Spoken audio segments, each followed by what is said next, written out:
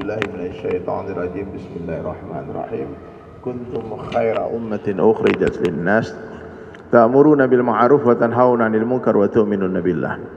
Wa qala Nabi sallallahu alaihi wasallam, ad-dinu yusrun, agama itu mudah. Atau kama qala Rasulullah sallallahu alaihi wasallam. Baik hadirin sekalian, pada sore siang pada Jumat ini kita bukan tausiah ya, kita ngobrol-ngobrol saja dengan brother Khalid bin Walid. Oh, nama dia Khalid bin Walid. Will Oates, nama asli beliau Wilhelm Oates. Kemudian beliau memutuskan untuk memeluk Islam 2 tahun lalu di awal pandemi. Nanti gimana ceritanya, apa yang mau ditanyakan boleh langsung saja. Yang mau bertanya silakan angkat tangan, Pak. Silakan angkat tangan yang bertanya. Boleh bertanya pakai bahasa Inggris langsung atau boleh bertanya pakai bahasa Indonesia, nanti diterjemahkan oleh Ustaz Syukur. Tafadhol, saya ada yang mau ditanyakan? Tafadhol. Silakan.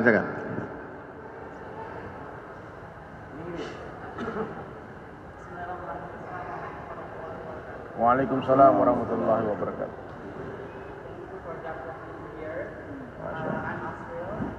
Asril.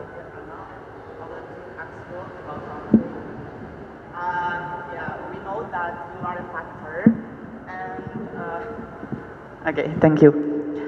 We know that you are a factor, and you come from a far country, and you come here in Indonesia. We so proud to you, because mashallah, once again, you come here again to meet with your fan here in Indonesia. And my question is, what your reason to choose Islam or to be mu'alaf? Thank you. Antum terjemahin langsung. Ya. Apa alasan Mr. William untuk memilih Khalid, nama dia Khalid. Ustadz Khalid untuk memeluk agama Islam? You know already answer the question, please. Okay. Yeah. Assalamualaikum warahmatullahi wabarakatuh. Waalaikumsalam warahmatullahi wabarakatuh. First, I'm happy to hear in Indonesia my brother Dari Suleiman and all my brothers here in the mosque. Great. And it's my second time today in the mosque. Yeah. And today I will do it one thing, always if I fight and I win, you know what I say to the peoples and to the crowd? Takbir! Allahu Akbar. Takbir! Allahu Akbar. Takbir! Allahu Akbar. Allah Jadi, Akbar. Masya Allah. Jadi dia bilang, Alhamdulillah saya bisa datang ke Indonesia, berjumpa dengan saudara saya dari Sulaiman dan saudara saya yang ada di sini semua. Dan ini adalah masjid yang kedua yang saya kunjungi sejak datang di Indonesia, karena beliau datang semalam. Tadi subuh di masjid samping rumah saya di Masjid An-Ni'mah, sekarang di Masjid Az-Zikra. Dan dia bilang selalu satu kata yang saya ucapkan setiap kali kemenangan saya setelah dia memegang nama Khalid bin Walid, dia nggak kalah lagi, Pak. Dia selalu mengucapkan kalimat takbir, Allahu Akbar. Yes, fantastic. Beda memang takbirnya warrior ya.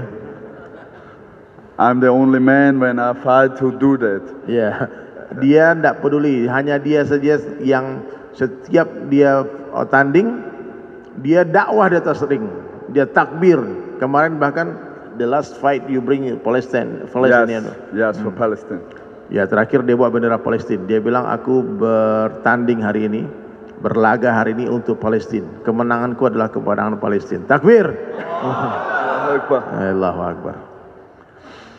So, my brother, to your question, the reason why I choose the Islam. Yeah. Who? Why? Yeah. Every one of us have a mother and a father. Right. And every one of you love your mother and your father, inshallah. And the same too, your mother or your father loves you. But if you have no mother and you have no father who loves you, it's not so easy. So my life, I all the time believe in God, but I don't find answers to my religion. Yes? Jadi dia bilang alasan saya menjadi orang Islam, memeluk Islam adalah dia bilang semua orang tentu sangat mencintai orang tuanya, betul nggak? Semua orang tua tentu akan mencintai anaknya. Dan di sini hampir semua daripada teman-teman memiliki ayah dan ibu yang sempurna, yang mencintai kalian semua. Tapi saya tidak. Jadi dia ini ibunya meninggal di depan dia waktu kecil, kemudian ayahnya juga meninggal, udah meninggal juga sekarang. Tapi waktu dia memutuskan untuk mencari kebahagiaan, dulu agama dia dulu ya, dia bukan orang yang tidak beragama, dulu dia punya agama juga, cuman sampai ya kalian lihat di dadanya ada tato apa kan. Jadi tapi dia tidak menemukan jawaban di kepercayaan yang dulu. Apa itu kehidupan, kemuliaan, kebahagiaan itu? Yeah, and in the house where I live with my two sisters, there was no much love. Yeah. So when I was a teenager, I made all the time problems, and so I go a little bit in the jail for 10 years. Astagfirullah. Jadi dia hidup di rumahnya dia. Jadi I tell a story about your father as alcoholic, isn't it? Yes, my father is drinking alcohol. Jadi bapaknya dia itu, My waktu mother dia kecil, is dying in front of me when I was 2 years old. was sick. Oh, what? Mother. She takes alcohol and drugs. Ibunya meninggal karena overdosis alkohol di depan dia waktu dia kecil. Ayahnya melanjutkan mabuk-mabukan. Kemudian dia tinggal dengan 2 orang kakaknya perempuan. Dan tidak ada cinta di rumahnya, tidak ada kasih sayang di rumahnya. Dan itulah kehidupan masa remaja dia. Dan akhirnya dia turun ke jalan dan membuat berbagai macam ulah kriminal sampai dia di penjara 10 tahun, Pak. And when I was in the jail, this was my first contact with the Islam.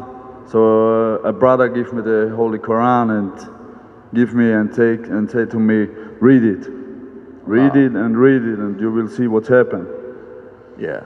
Jadi waktu dia dalam penjara, pertama kali dia berjumpa orang Islam dalam penjara. Jadi ada satu orang Muslim di sana kasih dia Al-Quran. Dia katakan baca ini, dan dia baca Al-Quran. And there was ayat, this one of my lovelies, when he say, my English is not so good, so I'm sorry. No worries, everybody understand. But if you say you got in your life big problems, one day they will come, they will all be easier. Yeah. You know? Yeah.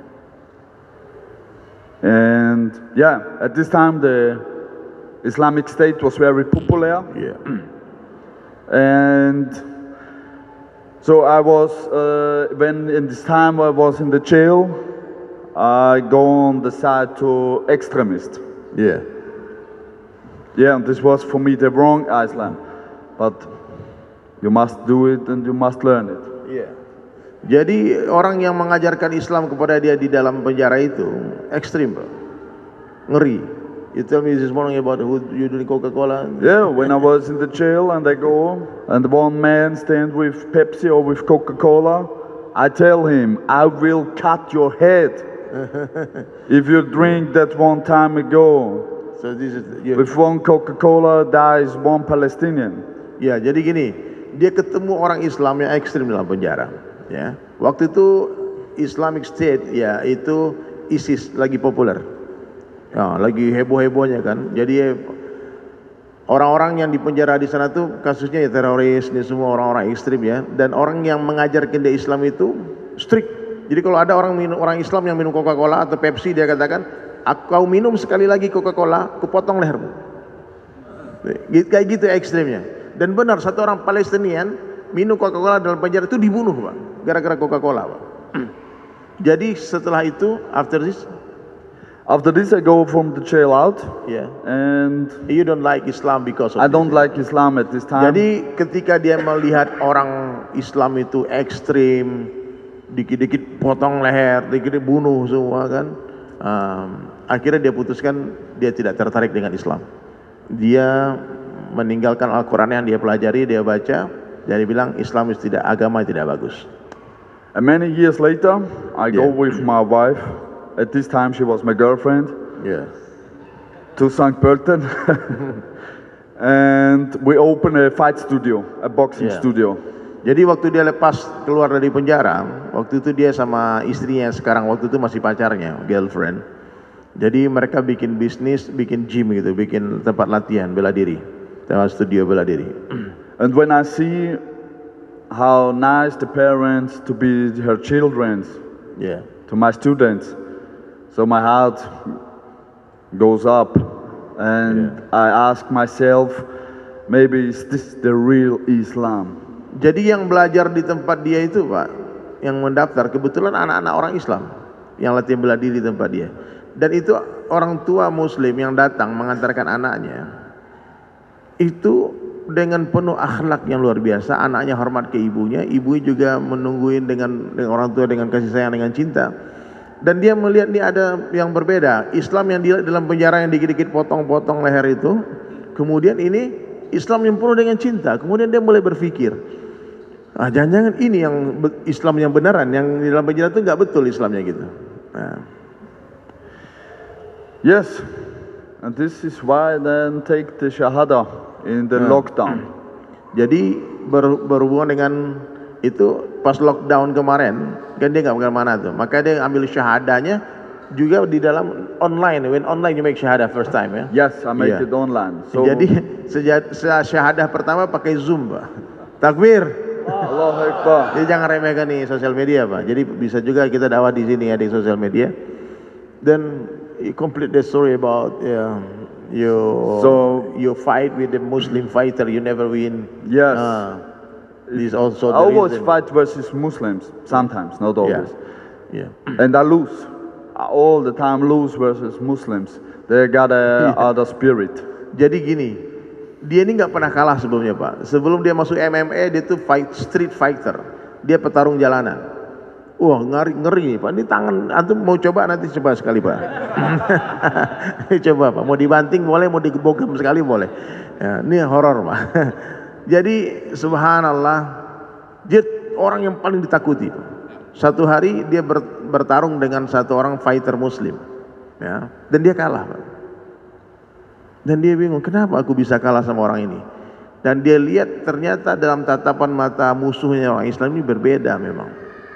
Jadi kenapa dia bisa kalah itu membuat dia juga berpikir, aku harus belajar Islam. So, and at this day when I am a Muslim, it's very important to show your best side. Ya, So maybe one person is standing on behind you and watching you and think, hey, it's a good Muslim. This is Islam. This Yeah. is the truth, you know. Allahu Akbar. Jadi penting kita memperbaiki akhlak kita kan. Mungkin gara-gara attitude kita, perilaku kita, ada orang yang memperhatikan kita di belakang kita. Oh ini Islam, orang Islam baik. Dan kita nggak tahu siapa yang dapat hidayah gara-gara melihat kita itu kan. Maka perlu kita menjaga attitude kita semua. Ya semua ya. Ini penting nih ya. Antum niatkan perjalanan hidup antum itu semuanya dakwah. Sehingga dengan akhlak kita, dengan senyuman kita orang bisa masuk Islam. Takbir. Ada yang mau bertanya lagi boleh Pak? Tahu nggak? Jadi alasan dia masuk Islam yang pertama dia datang dari keluarga broken home. Yang kedua ya karena dia masuk penjara, di penjara dia belajar Islam dan awalnya dia tidak suka. Terus yang ketiga alasan dia masuk Islam, dia bertarung dengan orang Islam nggak pernah menang. Berapa kali dia bertarung sama petarung? You remember the name who's fighter who make you lost? Burak ya. Yeah. Burak Kitzlemak, Tarhan Ibrahimov, and a lot of others. One of the Ahmadchum from Chechenian president. Jadi kalau dia bertarung sama orang Islam nggak menang-menang dia bingung nih apa rahasianya nih. Ternyata dilihat memang orang Islam ini punya kekuatan yang luar biasa. Dan antum perlu tahu ya, juara dunia bela diri sekarang UFC semuanya itu orang Islam semua. Ya, Khabib Nurmagomedov tidak pernah terkalahkan ya, masya Allah. Khamzat Chimaev, masya Allah. Yeah, he will, but I say I have no time. What he said? I say, hey, send me location. Send me location. Jadi kalau dia bilang, mau berantem nggak ya? Send me location. Kalau si Khamzat kan smash everybody ya. Kemudian Usman Kamaru ini semua. Jadi memang bela diri ini dikuasai oleh fighter-fighter Muslim. Dan itu juga jadi lahan dakwah. Berapa banyak orang dapat hidayah gara-gara melihat orang Islam bertarung. Termasuk beliau, Khalid adalah orang yang dapat hidayah gara-gara bertarung, Pak. Dia kalah sama orang Islam dan dia setelah itu berteman dengan komunitas fighter Muslim. Di sana dia belajar agama. Dan juga gara-gara ada orang tua yang mengantarkan anaknya pergi latihan ke tempat dia, dan anak tadi cium tangan bolak-balik ke orang tuanya sayang dia, masya Allah. Jadi ini boleh Pak, si Khalid ini, masya Allah, kalau dia ketemu orang tua cium tangan Pak. Anda bingung juga ini boleh cium tangan tuh di mana dia jadi. Allahu Akbar. Ada lagi yang mau bertanya, silakan. 2 pertanyaan lagi, silakan Ustaz. Apa kenikmatan yang didapatkan setelah memeluk Islam Yeah. tidak didapatkan sebelum? Yeah, this is asking, what's the difference? Your life before Islam and up now. What's the difference? What do you feel now? So, as a Muslim, you feel other like non-Muslim. You look others like a non-Muslim. You hurt others like a non-Muslim. You are complete changed. Ya. Jadi kalau orang jadi orang Islam itu kata dia, kita harus berbeda dengan non-Muslim. Semuanya, hati kita berbeda, penampilan kita berbeda, kehidupan kita berbeda, cara bicara kita berbeda. Jadi kalau antum tanya apa beda dulu ketika non-Muslim dengan setelah Muslim, wow, like the police from airport, you can tell that there is the different. Yeah. Yeah. Yeah, the police is the different. If I was in Austria, Yeah. I got all the time problems. Yeah. Yeah. But if I go to Indonesia, so the police is not behind me, the police is in front of me and helps me. Takbir. Allahu Jadi dia Akbar. bilang, aku tuh di Austria tuh bikin masalah terus, kemana-mana diburu polisi katanya. Tapi di Indonesia setelah jadi orang Islam berbeda. Kalau di Austria polisi di belakangku, kalau di Indonesia polisi di depanku ngawal aku katanya. Kemarin kita pakai patwal Pak dari airport. Dia ngomong ketawa-ketawa dia. Sekarang kita polisi di depan bukan di belakang. Allahu Akbar. Ada lagi yang mau bertanya? Satu lagi. Ya, silakan Ustaz. Allahu Akbar. Masya Allah.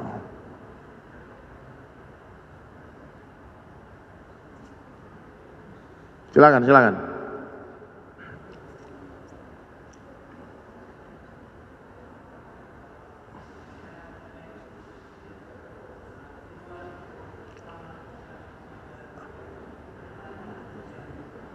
Yeah. What the purpose next? After this, what the purpose of your life? What you're planning after this? Yeah, you continue fighting or you stop fighting or what? This is. Or maybe you move to Indonesia to learn in Azikra. Okay. First, I convert to Islam 2020. And at this time, I say I stopped boxing. Boxing is not okay with Islam. And at this time, I have always problems with my healthy, all the time. Now I have big problems with my heart. I can't fighting now. It's impossible. So, and my plan, I don't know. Allah is the best planner. What comes, comes. So I'm in Indonesia now. A dream comes true for me and my wife. And I say to my wife, maybe it's possible after the 3 weeks you must fly home alone. Maybe, inshallah. You must sell all what we have and then you come back to Indonesia. So this is what I say. Yeah. Allah is the best planner, inshallah. Allah is the best planning. Ya, saya nggak dengar dia ngomong apa 30 menit karena ada istrinya dia sama istri saya nyusul Pak dari hotel, maka dia telepon. Dia bilang, ini orang lagi live nelpon. Ya, tapi itulah kalau perempuan nelpon kita nggak boleh nggak angkat Pak, bahaya nanti. Ya, Pak. Mau Khalid mau siapapun kalau 01 nelpon harus diangkat. Menteri Dalam Negeri. Jadi, tahu nggak saya? Ini cerita nih. Anu bilang dia sekarang lagi semangat belajar Al-Quran, ya. Maka misi ini banyak orang telepon saya Ustaz, minta Khalid untuk tampil di sini, tampil di sana, tampil di sini. Saya bilang no. Dia datang ke sini bukan untuk itu. Dia datang ke sini mau belajar agama. Saya mau ajak dia ke pesantren-pesantren. Saya mau ngajak Khalid ke madrasah-madrasah, jumpa ulama-ulama. Ya, ke sini bukan lagi cari duit, enggak. Kalau sekali fighting berapa dia bayar Pak? Ini mau $10.000 masuk kantongnya dia. Ya. Nah, tapi bukan for dunia, datang ke sini bukan buat fighting. Tapi kalau ada yang mau coba-coba boleh send me location gitu ya. Ya. Dia bilang di mana, mau diadu di mana, ayo. Ya. Kalau mau tes coba silakan. Tapi intinya dia datang ke sini untuk agama.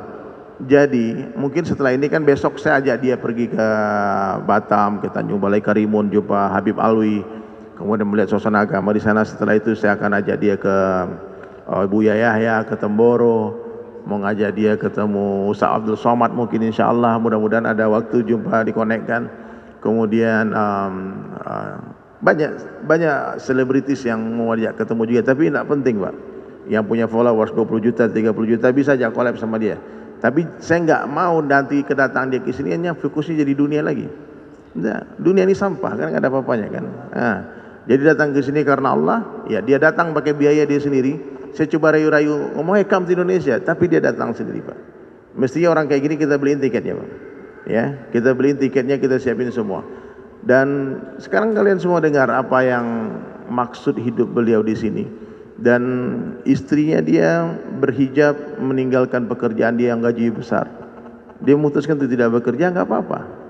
Sekarang dia mulai bikin jilbab, jahit jilbab sendiri Pak, dijual Pak. Nah, dia tidak bercerita tentang kesusahan hidupnya karena dia sudah merasakan kenikmatan dalam Islam. Tapi saya sebagai sahabat beliau, ya saya berteman almost 2 years we know each other in Instagram ya. Jadi dari pertama masuk Islam tuh dia viral Pak, dia viral. Kemudian saya DM dia di Instagram, dia balas Pak, itu ceritanya. Nah, makanya followersnya Khalid itu I think is more than 50% Indonesian ya. Yes. Jadi followers dia paling banyak orang Indonesia Pak, karena sering live sama saya. Nah, apalagi sama Ari Untung juga pernah live, also sama Ustadz Fatih Karim di Cinta Quran dia juga pernah jadi bintang tamu.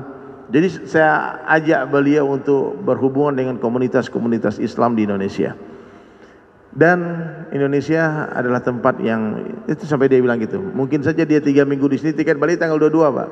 Dan dia sudah bilang ke istrinya kemarin, bisa saja nanti aku tinggal di sini, kamu pulang duluan. Kamu pulang duluan ke Austria, jual semua barang kita, terus balik lagi sini. Takbir. Nah, nanti dia mondok di sini, mau mondok di Temboro, mau mondok di mana, jadi santri aja Pak. Ya, benar Pak, banyak artis-artis pengen jadi santri. Santri-santri jangan pengen jadi artis. Artis-artis pengen jadi santri, pengen jadi dai Pak. Jangan sampai ada dai yang pengen jadi artis. Ya, nggak ada kemuliaan di dalam dunia itu. Nggak ada kemuliaan di dalam jabatan, pangkat, harta, nggak ada.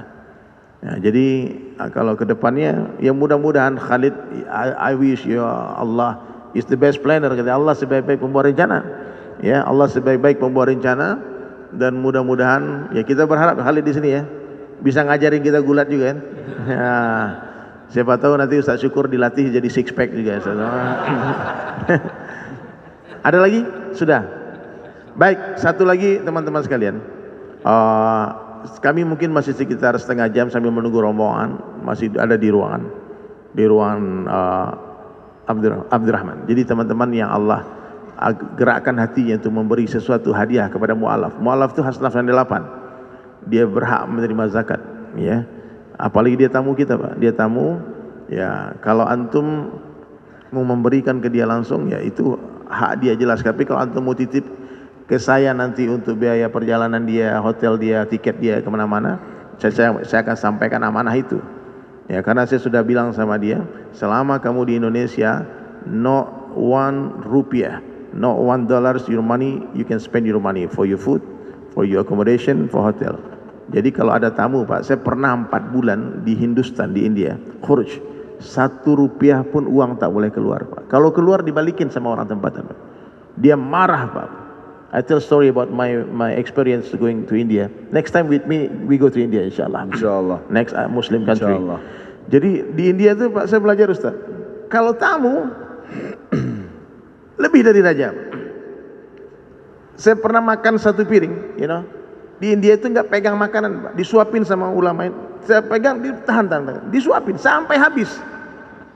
Ya, betul-betul Pak, ikram di sana. Ya, dokter nggak mau dibayar, taksi nggak mau dibayar, semua nggak mau dibayar. Kalau tamu, mehman, tamu. Berarti kalau tamu harus dimuliakan. 3 hari tamu di sana dimuliakan, nggak ditanya ada keperluan apa, maksud apa.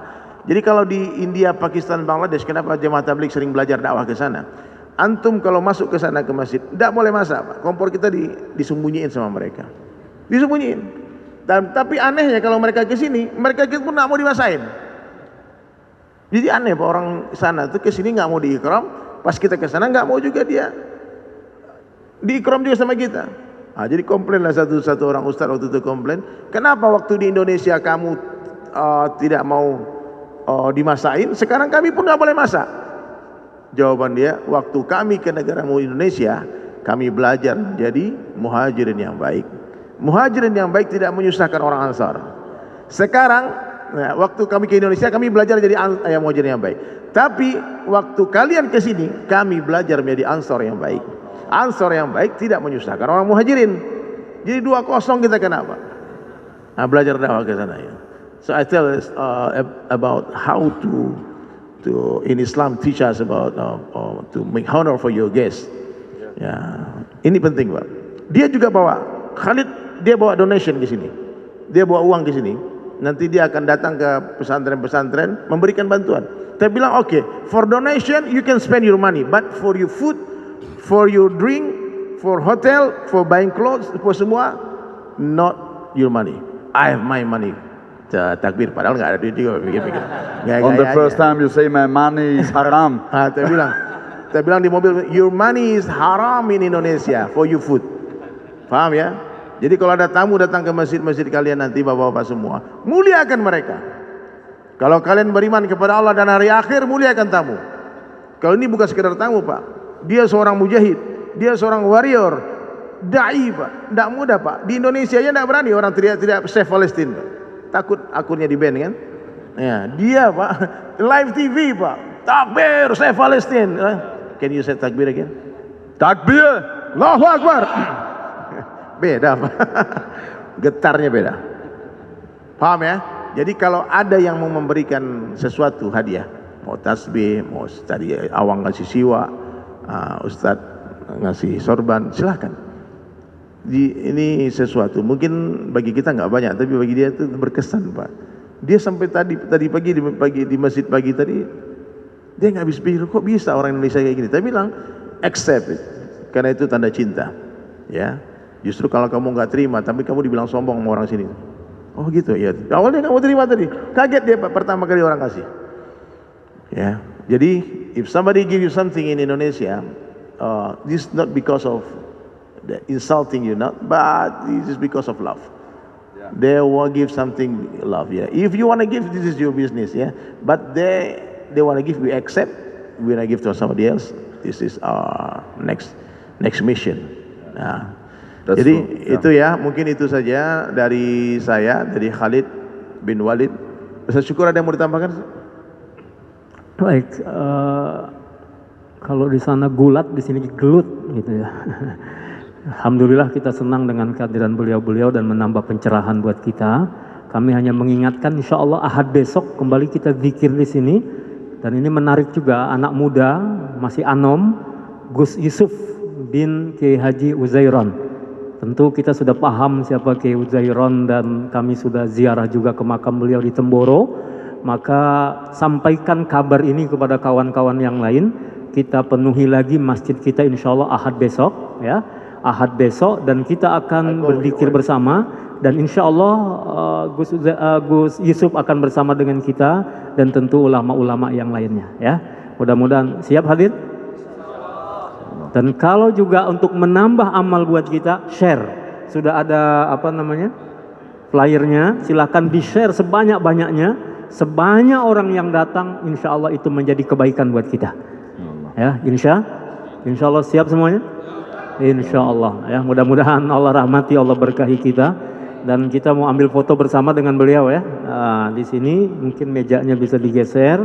Nanti yang lain kawan-kawan ada yang berdiri dan juga ada yang di bawah. Supaya apa namanya kebagian semuanya. Ayo nanti kalau satu yang rapi.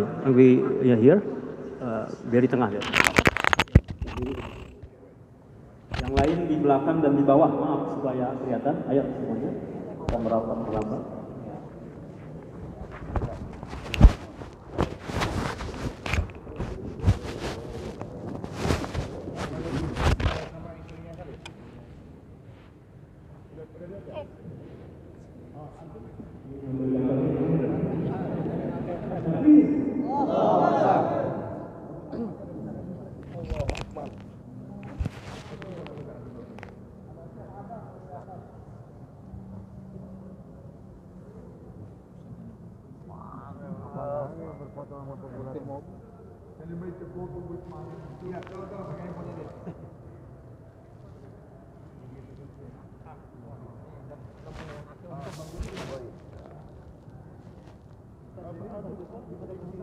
Stand up.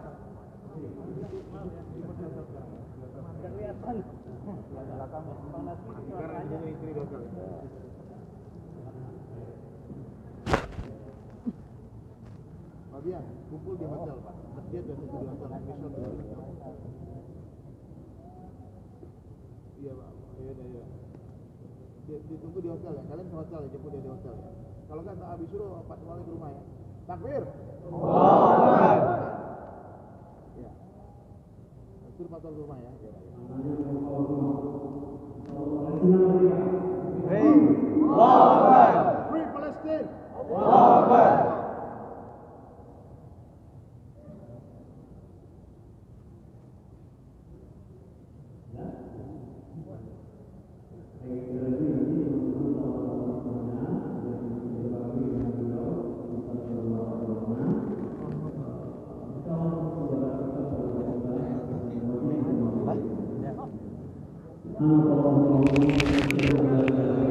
Assalamualaikum warahmatullahi wabarakatuh.